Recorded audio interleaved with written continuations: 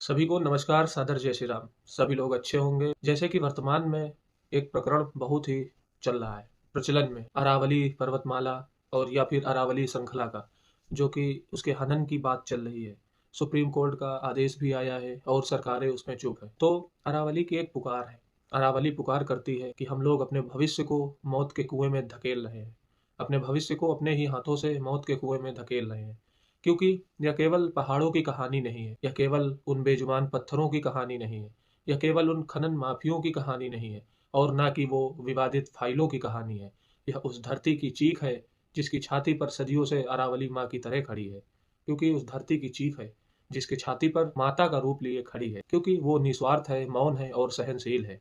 लेकिन आज अरावली सभी लोगों से यह प्रश्न पूछ रही है, चिल्ला चिल्ला के, और उसी प्रश्नों पर यह सत्ता चुप है। सत्ता एक मौन साधे हुए है, क्योंकि न्याय कागजों में न्यायप्रिय लग रहा है। सभी को न्याय के आदेश आ रहे हैं, न्यायालयों के आदेश आ रहे हैं, और वो कागजों तक ही सीमित है। जमीन पर उसका दोगलापन साफ दिख रहा है।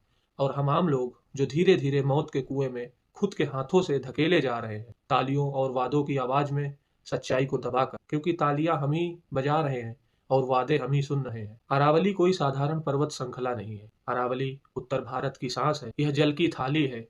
यह रेगिस्तान के मुंह पर बंधी हुआ लगाम है, जो टूटे तो आधिया सभ्यता निगल जाए। क्योंकि अरावली के टूटने से अनेकों आंधियां आएंगी, जिससे हमारी अनेकों और प्राचीन सभ्यता नष्ट होने का डर है। पर आज कुदालें कानून से तेज हो रही हैं, मशीनें आदेशों से भारी हैं, और खामोशी सबसे खतरनाक हथियार बन रही है। हमारा आधे से ज्यादा समाज इस मुद्दे पर शांत है, मौन है, और बस इंतजार कर रहा है कि सरकार कुछ करेगी, या फिर कोई आदेश आएगा, या न्यायालय से कोई अध्यादेश आएगा। लेकिन ऐसा कुछ नहीं है। न्यायालय कहता है हमें पर्यावरण संरक्षित करना चाहिए और संरक्षण करो, लेकिन प्रशासन कहता है हम देख रहे हैं, हम उसको क्रियान्वयन में ला रहे हैं। लेकिन सरकार कहती है हमें तो विकास जरूरी है। लेकिन विकास कैसा विकास? विकास वही जो जंगल काटकर, पानी को सुखाकर, हवा जहर बनाकर और मुनाफे के सिंहासन पर बैठा है। ऐसा विकास जो हमारे लिए भविष्य के विनाश की नींव डाल रहा हो। ऐसा विकास क्या आपको वाजिब है कि ऐसा विकास होना चाहिए या फिर नहीं होना चाहिए? कि कैसा विकास जो बच्चों को पानी नहीं, प्लास्टिक की बोतल थमाता है? यह कैसा विकास है जो खेत नहीं, कंक्रीट उगाता? यह कैसा विकास है जो भविष्य को गिरवी रखकर वर्तमान के ठेकेदारों को अमीर बनाता है?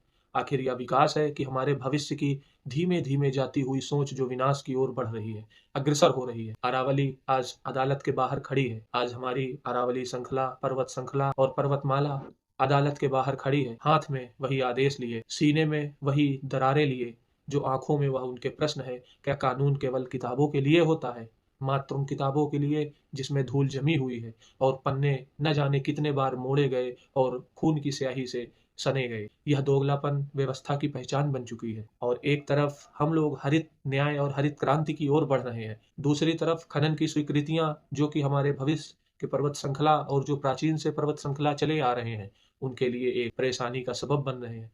एक तरफ हम पर्यावरण दिवस मनाते हैं और दूसरी तरफ पर्यावरण की हत्या करते हैं। खैर, आम आदमी, यह आम आदमी की सोच है, या फिर न्याय की प्रक्रिया है, या फिर प्रशासन और शासन का जरूरी एक कदम है, या फिर कठोर कदम है, ऐसा हमें समझना चाहिए। लेकिन और आम आदमी के जीवन में वही पानी की लाइनों में खड़ा होना, वह धूल में सांस ले रहा है, वह सूखे कुएं को झांक कर अपनी कल की लाश उसी में देख रहा है। वह सूखा कुआं झांकता है तो उसको उसका प्रतिबिंब नहीं दिखाई पड़ता, उसको अपनी भविष्य में पड़ी हुई उसी कुएं के अंदर लाश दिखाई पड़ती है कि हे अरावली, तूने कभी कुछ मांगा नहीं, तूने आंधी रोकी, तूने वर्षा बुलाई, तूने सभ्यताओं को सहारा दिया। आज जब तुझे बचाने की बारी आई तो हम भाषणों में व्यस्त हैं, खाली फाइलों में उलझे हैं, और लाभ हानि के गणित में जीवन को भूल चुके हैं, और जीवन के उन जीवनोपयोगी मूल्यों को भूल चुके हैं। पर याद रखो, प्रकृति माफ नहीं करती, वह चुप रहती। सदैव एक वो मौन साध लेती है, पर हिसाब पूरा लेती है। एक समय बाद सूद समेत वह अपना हिसाब ले लेती है। प्रकृति का ऐसा ही संचलन है और ऐसा ही नियम है कि जब पानी नहीं होगा तो नोट नहीं पिए जाएंगे, जब हवा जहरीली होगी तो सत्ता की कुर्सियां भी हाँफेंगी, जब अरावली टूटेगी तो केवल पहाड़ नहीं गिरेंगे, पूरा भविष्य ढहेगा, एक तरफ से ढहेगा भविष्य। अब समय है मौन को तोड़कर, डर को त्याग कर, सवाल को नारा बनाकर, यह आंदोलन किसी दल का नहीं, यह जीवन का आंदोलन होना चाहिए। इसमें सभी को एक मत, एक साथ एकजुट होकर आना चाहिए कि हमें अरावली श्रृंखला को बचाने के लिए सभी लोग एक साथ कदम उठाएं। और यह धरती के पक्ष में खड़े होने की क्रांति है। यह अपने पर्यावरण के पक्ष में, पर्यावरण के संरक्षण में, पर्यावरण के बचाव में साथ खड़े होने की एक क्रांति है। यह उस वीर रस की पुकार है जो तलवार नहीं सत्य उठाता है। आओ सभी मिलकर अरावली के साथ खड़े होकर एक ही सुर में गाएं, क्योंकि जो आज पहाड़ बचाएगा वही अपने भविष्य की संतानों के लिए, आने वाली पीढ़ियों के लिए एक नवीन पर्यावरण देकर जाएगा।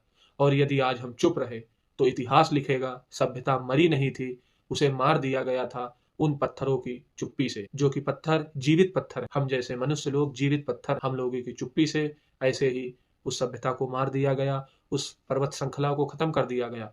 खैर, इस पे आपको सोचना चाहिए और सरकारों को विचार करना चाहिए कि इस विकास की अंधाधुंध दौड़ में विनाश की ओर अग्रसरित न हो, क्योंकि विनाश काले विपरीत बुद्धि हो जाती है। धन्यवाद। जय धरती, जय जीवन, जय पर्यावरण, जय अरावली।